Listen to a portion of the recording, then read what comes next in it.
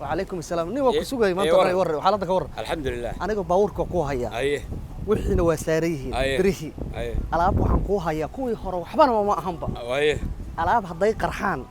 ay ku dhamaanayaan ku dhahay waxa jidadka taagan kuwa gaar gacmada wada masaakiinta tuugsanayda bajaajileyda wax noolaanaya dukaamada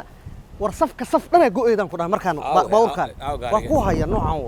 war waxaan ku dhahay haduu kii hore ka darnaan waayo waa yaabay aan ku dhaw yaabay war magaalada dhan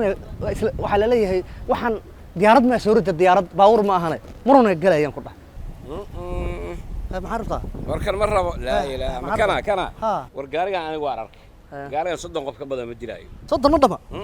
hadduu 500 ka yaraado lacagtaada maana lacagta xataa meel akoon ku shub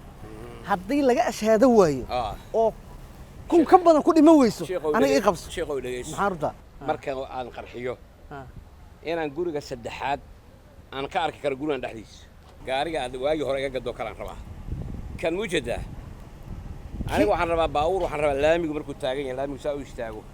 waxaan rabaa gurigan iyo guriga ku xiga iyo guriga ku xiga ka ku xiga inaan arki karo ka saddexaad aan arki karo waxaa la leeyahay meeshan garoon ciyaar miya banooni mise garoon diyaaradeed la leeyahay aniga kan waa ugu kii hore waxbana ma ahaba adiga kii hore ba kula yaabana kan hadda ka hor aan tijaabiyay waa ugu yareen haye waa ka aniga lacag ku siimay ha isiin ilaa dad ku leedaan magaaladu markay cabaado oo dad dhan tacsi wada gashay meel walba barordi ka dhacdo marka ma dhiibay markaas laba lacag baan ku siinayaa waa dhamaatay oo ku laba jibaan diyaar waxaan rabaa gaarigaas inaan laba saddex guriga saddexaad inaan arki karo ka badan aan ku dhahay ka badan bas way had war qofka waxba ka reemanaan ku dhahay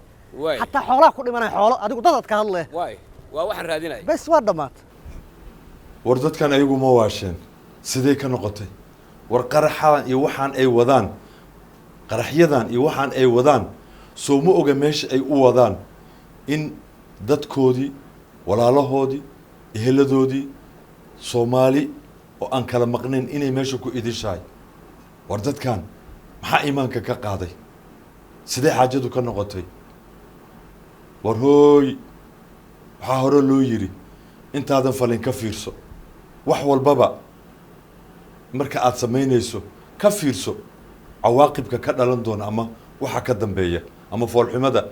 iyo ficnaan waxa ka imaan doona